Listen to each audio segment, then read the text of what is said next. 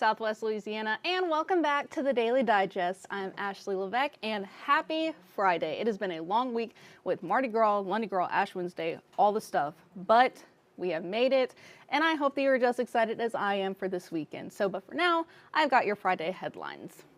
So first, a Lake Charles teen was arrested in connection with a shooting that happened last night in a trailer park. Calcasieu Parish Sheriff's deputies say 19-year-old Cordarius Parker had gotten into a physical fight with someone.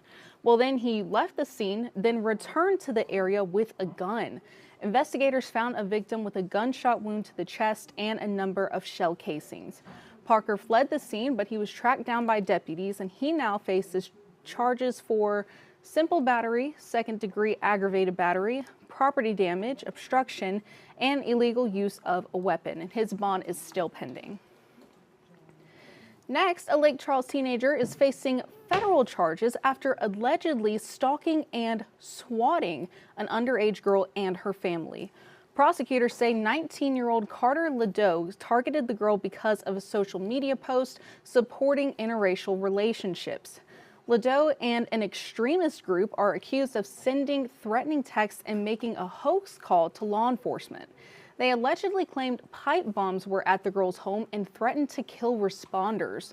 Ledoux was charged with stalking, threatening, and swatting. Now, swatting is a term used to refer to making a hoax call to emergency services. After his arrest, authorities also found child sexual abuse material. Next, bringing a life into the world is a big deal, but that can also mean lots of health risks. And officials say that sometimes those lead to opioid addictions and overdoses. So KPLC's Brennan Brown reports on the program started by the state last year to help eliminate this problem.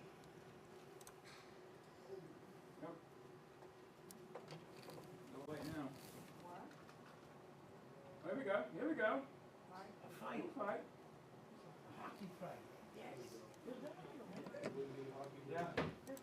You can watch more on that story tonight at 5. So, if you are anything like me and you are a crawfish lover, you're going to love this. So, there's been a lot of confusion about prices, when the season's going to start, all because of that freeze that we had a little while ago. So, Kaylee Frith spoke with a crawfisher, and good news, he says that the season looks promising. This time of year is about to get busy for crawfish farmers and shops as carnivorous Catholic Louisianians swap red meat for seafood on Fridays during the 40 days of Lent. Crawfish farmer Paul Habit says that the season is looking sharp. I think it's going to be a very good season. It started out a little slow with the cold weather, but it's coming on strong, and I think it's going to be a very productive and very plentiful season. Habit says this time of year is always busy due to high demand. Fridays during Lent is always extremely busy, and we do what we can to supply what we have.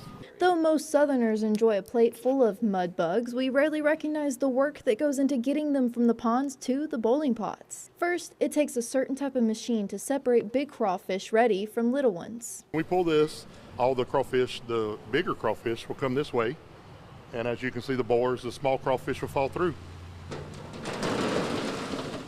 Habit says that his family does everything from catching, cleaning, and sorting to cooking. He even showed 7 News how a trap works. Not many people understand how this works, but we'll put this in the water, and fish will be dropped in the top. A piece of fish or bait will be dropped in the top, and the crawfish will actually go through these flues. If you plan to eat crawfish this weekend, check out our crawfish price check at kplctv.com.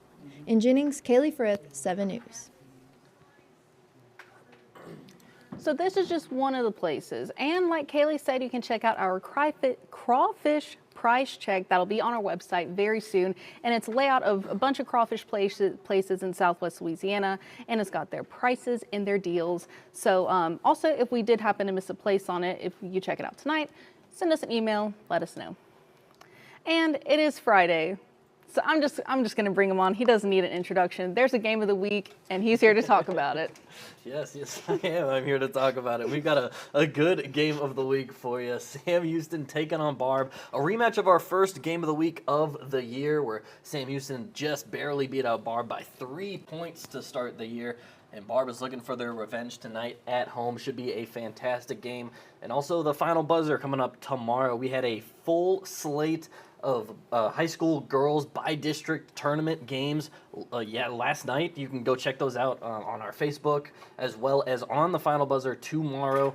And we're also going to break down all of the brackets and everything on the Final Buzzer as well. So if you want to know the matchups of the girls state tournament, just go on and follow on the Final Buzzer tomorrow, and then we'll have the guys. Tonight is the final regular season game for the guys, so we'll have all of that breaking down of their state tournament when that begins next week. So just make sure to tune in to some basketball tomorrow, along with a lot of McNeese sports that we have tomorrow. We got a full packed day: basketball, baseball, and softball. So just tune into sports, and we'll have you covered all day tomorrow. All right, and you said we're like nearing the end of regular season. Yes, we are. So how many more Final Buzzers are there left?